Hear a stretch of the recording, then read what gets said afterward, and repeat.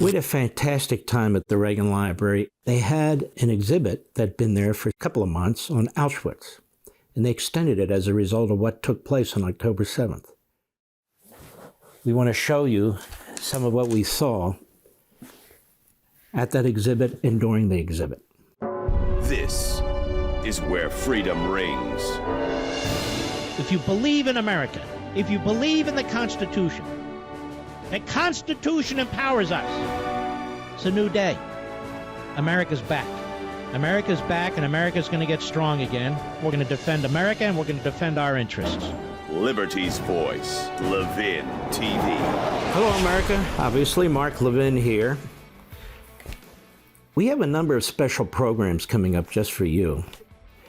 And I want to tell you a little bit about them before they actually are shown. We had a fantastic time at the Reagan Library, and the book signing was fabulous. I think I signed 1,350 some books, spoke to every single person who was in line. Just tremendous patriots, lovely people, little kids. Some people had come from as far away as London and Montana and Maryland, and it was really spectacular. We had a sellout, the second fastest sellout in the history of the library. The first was the first time I came to the Reagan Library. I think that's my 8th visit there. And the library is so hospitable to everybody. It's a fabulous place. And one of the reasons I love the Reagan Library, of course, is because I worked in the Reagan administration. I consider him the 3rd greatest president in American history, Washington, Lincoln, and Reagan. There have been other greats, and there have been other lousy presidents. We see one right now in the Oval Office. But the history and the way they do things at the Reagan Library is second to none. And there's a little bench out there, well, a regular bench, on the back of the library that oversees the hillside, not too far from where the Reagans are at rest. And you see the mountainside, and obviously early morning, the sun rising, and the sun going down. It's a spectacular place. Looks a little bit like heaven. And on this bench, there's a plaque in loving memory of Jack and Norma Levin.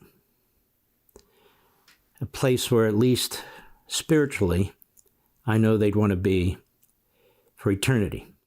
They loved Ronald Reagan. They really did. From the earliest times, they voted for him in the Republican primaries. My mother used to say he's the most handsome actor she's ever seen. But my parents were hardcore. Not because they read Aristotle and so forth, because intuitively they knew. They knew how grateful we are and blessed we are to be in this country. And they were extremely proud of me for fighting for our liberty. They used to listen to my radio shows, and they used to call me after the show. And when my mother got sick, my father would call me and talk about the show. Sometimes tell me, maybe you want to do this a little differently, that a little differently. My mom would say from time to time, why are you raising your voice? And my dad would say, Norma, let him do it. He knows what he's doing. My dad, he signed up for World War II right after Pearl Harbor. He was 17. And he lied on his birth certificate. He wanted to get into the Army Air Corps, the equivalent of our Air Force today. I don't know how George H.W. Bush did it, but they blocked my father. They could see that he had erased it and wrote in something else. But he desperately wanted to get into the war because the second time around, when he turned a year older, he joined and was accepted. But he never was sent overseas. And it bothered him his entire life. His entire life. He said, you know, you say I'm a World War II veteran. I'm proud of what I did, but I didn't do enough. He said, so others did. They went where I didn't go. They went in death's way. And then a couple of years before he passed away at 93, his body was racked with painful cancer. He said to me, now I know why God didn't send me overseas. You know what he said? So I would have you. Of course, that's a very emotional moment for me. I said, what do you mean, Dad? He said, so your mother and I would have you. And I just tell you that because of the bench and the memories and so forth. Now, in their exhibit area, they had an exhibit that had been there for a couple of months on Auschwitz, and they extended it as a result of what took place on October 7th. God wanted that exhibit to be there when it was, and he wanted all of us to be there to see it. So before the book signing, my wife and I, my mother-in-law who were there, as well as certain friends, as well as Mr. Executive Producer and Producer, we all wanted to go see it. And it was years in the making. Melissa Giller, one of the fantastic people there at the Reagan Library, and she's been there like 20 years or so, she made it happen. And she talked to the different museums, the different exhibits, the different places, the people who ran them, to try and bring material in from Auschwitz. And they have over 700 items, only 3 of which are reproductions. So this was years in the making at the Reagan Library.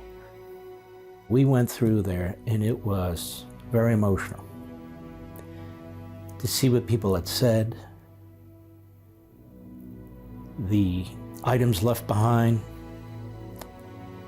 people who survived, what they said took place, the videos, the photographs, the letters, the people carving things in their bunk beds and so forth.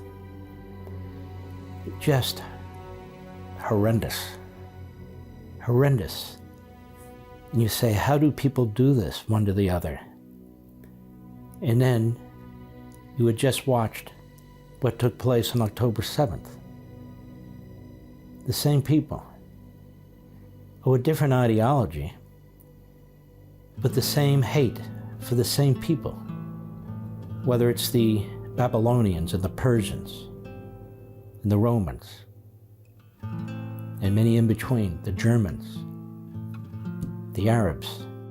You walk through that exhibit, and I will tell you that they told us that 150,000 people had gone through that exhibit. 150,000 people. And during the course of us going through there, people, they weren't sure what to say to me because it's a very somber moment, solemn moment. And they were looking at me like, is it appropriate to say hello? And I said, yes, it is. And we shook hands and we moved along. I just want to add one other thing. I've told you this before. We are all red-blooded Americans. We all come from somewhere other than this country. All kinds of backgrounds from every corner of the earth. And what brings us together is this nation, what it was founded on, the belief system, the values, the assimilation into a culture that believes in life. A lot of that is changing. And as it changes, you and I, we have to stick together closer than ever before. I don't care who you are, what your background is, that doesn't matter to me, you're an American. And as I've told you, Jews represent 2% of the population of the United States, a fraction of the population of the world. Without you, righteous Gentiles like you, I don't think we'd survive. I don't. This is why I'm so committed to this country. Regardless of your background, regardless of where you came from, regardless of anything. Embrace it. We're blessed to be here. We're blessed by all those who came before us. And we're surrounded by evil in this country and around the world. We have to acknowledge it and we have to confront it.